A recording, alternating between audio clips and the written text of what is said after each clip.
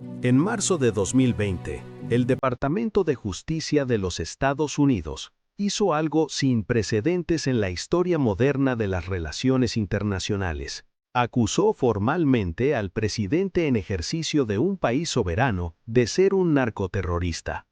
No a un exdictador refugiado en algún rincón del mundo, no a un líder ya caído, al presidente activo, sentado en el Palacio de Miraflores, rodeado de escoltas, respaldado por un ejército y con el reconocimiento diplomático de docenas de naciones.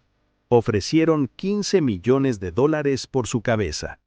Y el mundo aplaudió, o al menos una parte del mundo aplaudió, convencida de que finalmente la comunidad internacional estaba actuando contra un narcoestado corrupto que había hundido a Venezuela en la miseria. Pero hay una pregunta que muy poca gente se hizo en ese momento. Una pregunta incómoda. Una pregunta que, cuando la empiezas a tirar del hilo, cambia completamente la perspectiva de toda esta historia. ¿Por qué ahora? ¿Por qué Maduro? ¿Y por qué no antes? Porque Venezuela lleva décadas siendo señalada como un país con problemas serios de narcotráfico. Chávez ya estaba en el poder desde 1999. Las acusaciones sobre vínculos entre el gobierno venezolano y el tráfico de drogas circulaban en Washington desde hace lustros. Los informes de la DEA sobre Venezuela tienen años de antigüedad. Entonces, ¿qué cambió exactamente en 2020?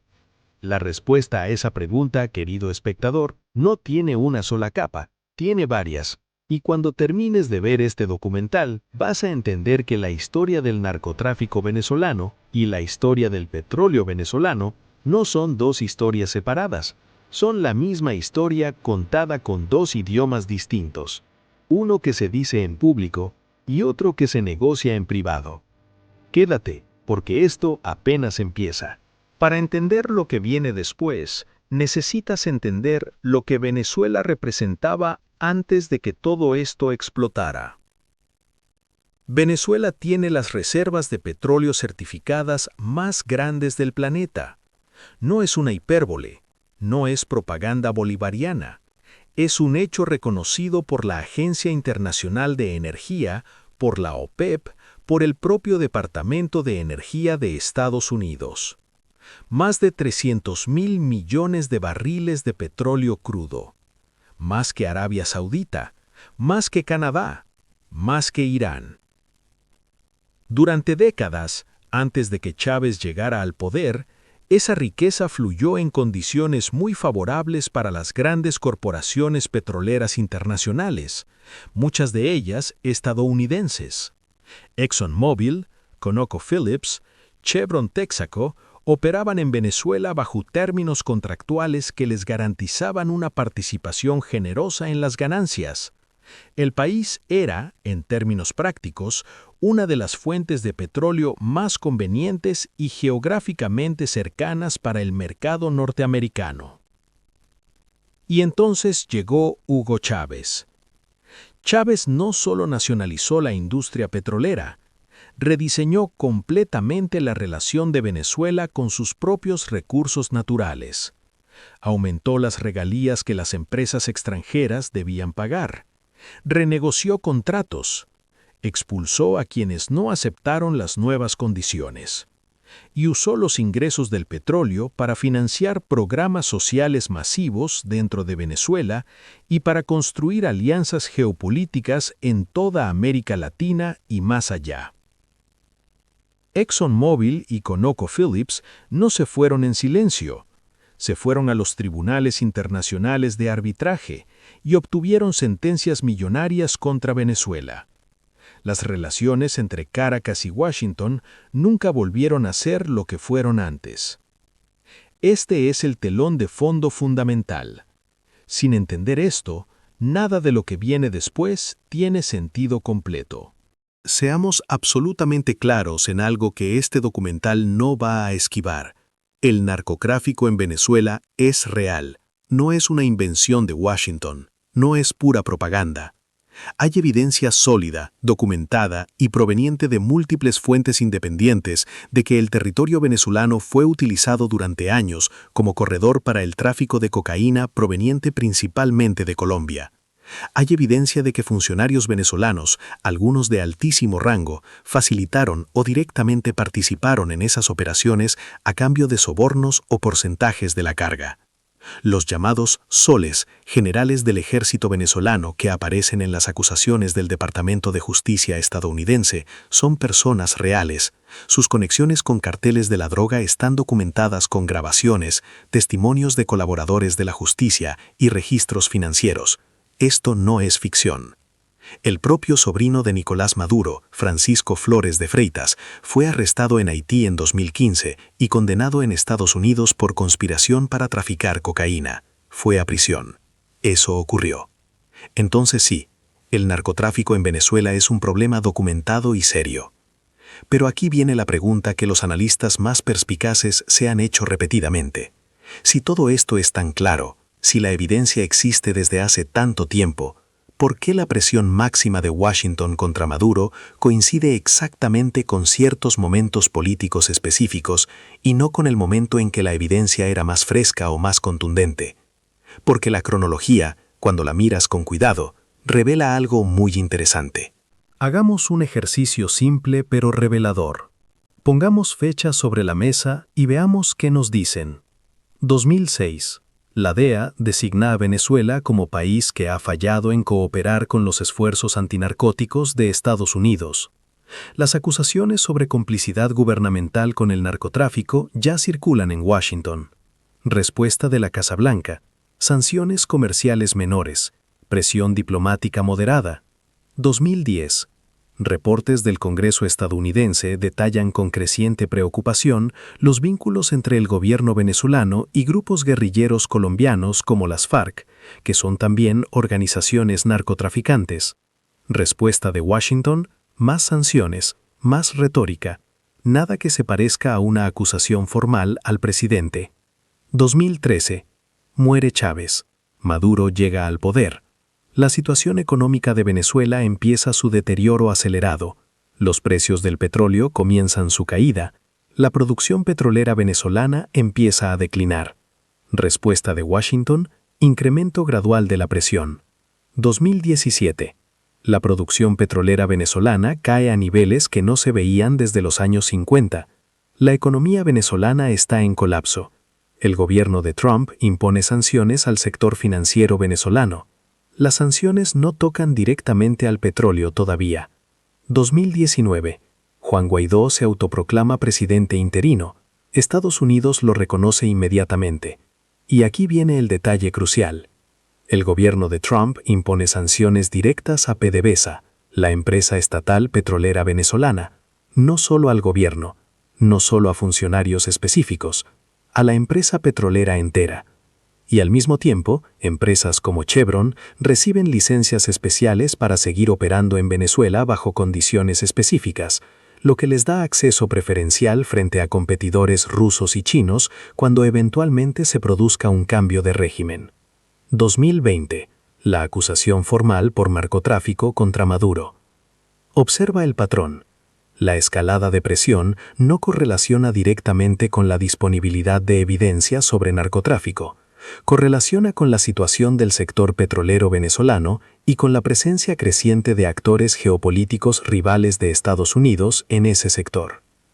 Aquí está el núcleo de la historia que los titulares sobre narcotráfico frecuentemente oscurecen. Cuando la economía venezolana colapsó y el gobierno de Maduro perdió acceso a los mercados financieros internacionales, tuvo que buscar financiamiento en otro lugar. Y lo encontró en dos lugares que a Washington le resultaban absolutamente inaceptables: Moscú y Pekín.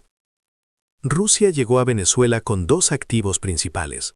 El primero fue Rosneft, la gigantesca empresa estatal petrolera rusa, que comenzó a asumir operaciones en campos petroleros venezolanos, a prestar dinero al gobierno a cambio de cargamentos de petróleo como garantía, y a convertirse en el principal intermediario para la venta del crudo venezolano en los mercados internacionales, especialmente después de que las sanciones estadounidenses complicaban las transacciones directas. El segundo activo ruso fue militar y de inteligencia.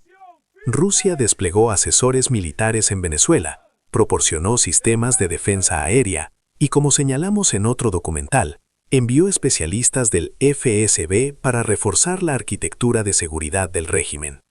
Venezuela se convirtió en el punto de apoyo ruso más importante en América Latina desde la era soviética. China llegó con un modelo diferente pero igualmente poderoso. A través de préstamos masivos garantizados con exportaciones futuras de petróleo, China invirtió decenas de miles de millones de dólares en Venezuela durante la era Chávez-Maduro. Se estimó en algún momento que Venezuela debía a China más de 60.000 millones de dólares. A cambio, China recibía petróleo con descuentos significativos y construía una relación de dependencia mutua con el gobierno venezolano. Desde la perspectiva de Washington, esto no era solo un problema de derechos humanos o de narcotráfico, era una amenaza geopolítica concreta en el hemisferio occidental. Las reservas de petróleo más grandes del mundo estaban siendo progresivamente capturadas por los dos competidores estratégicos más importantes de Estados Unidos. Eso, en el lenguaje de la geopolítica real, es una emergencia de seguridad nacional. Hay una frase que pronunció John Bolton, el asesor de seguridad nacional del presidente Trump en noviembre de 2018, que resume con una claridad casi brutal la lógica que guía la política estadounidense en Venezuela. Bolton declaró públicamente que la doctrina Monroe estaba viva y bien. La doctrina Monroe, para quien no la recuerde de las clases de historia, es el principio establecido en 1823 por el presidente James Monroe que afirma, en esencia, que Estados Unidos considera el hemisferio occidental como su zona de influencia exclusiva y que cualquier intromisión de potencias externas será vista como una amenaza a su seguridad. En el siglo XIX, esa doctrina se usó para justificar intervenciones en países centroamericanos y caribeños cuando los intereses económicos estadounidenses se sentían amenazados. En el siglo XX, fue la justificación para la política de contención durante la Guerra Fría, incluyendo el apoyo a dictaduras militares que fueran anticomunistas, aunque fueran brutales. En el siglo XXI, con Venezuela como escenario, la doctrina Monroe se actualizó a una nueva realidad, la presencia rusa y china en el hemisferio occidental, especialmente en un país con las reservas petroleras más grandes del planeta, era inaceptable desde la perspectiva de Washington, independientemente de cualquier consideración sobre narcotráfico o derechos humanos. Lo que Bolton y otros funcionarios del gobierno Trump decían en público sobre Venezuela era el lenguaje del narcotráfico y la democracia. Lo que los documentos internos y las decisiones de política revelaban era el lenguaje de la geopolítica y la energía. Estas dos cosas no son mutuamente excluyentes, pero cuando se superponen, crean una narrativa pública que no refleja completamente las motivaciones reales. Si el objetivo principal de Washington hubiera sido combatir el narcotráfico en Venezuela, las herramientas elegidas habrían sido otras. Más cooperación con agencias regionales antinarcóticos, más presión sobre los bancos que lavan el dinero de la droga venezolana, más coordinación con Colombia, Brasil y otros países de la región para interceptar los cargamentos. Pero las herramientas que se usaron con mayor contundencia fueron las sanciones económicas dirigidas específicamente al sector petrolero. Y eso nos dice algo fundamental sobre dónde estaba realmente el centro de gravedad del conflicto. En enero de 2019, la administración Trump impuso sanciones a PDVSA que efectivamente bloquearon las exportaciones venezolanas al mercado estadounidense y complicaron enormemente las transacciones en dólares para la empresa. Estados Unidos era en ese momento uno de los principales compradores del crudo venezolano, a pesar de toda la retórica hostil. La relación comercial existía porque era conveniente para ambas partes. Cortar esa relación fue una decisión que dañó también a refinerías estadounidenses en la costa del Golfo, que estaban específicamente equipadas para procesar el crudo pesado venezolano, que tiene características distintas al crudo ligero de Texas o el del Medio Oriente. Fue una decisión costosa para los propios intereses económicos inmediatos de Estados Unidos. Pero el cálculo era diferente. Si Venezuela, con Maduro, se iba a convertir en un estado capturado por Rusia y China, entonces era mejor sufrir el costo económico a corto plazo de las sanciones que permitir que esa captura se consolidara. La apuesta era que las sanciones acelerarían el colapso del régimen y permitirían una transición política que restauraría las condiciones favorables para las empresas occidentales. Esa apuesta, hasta ahora, no ha funcionado como Washington esperaba, y eso también es parte de esta historia.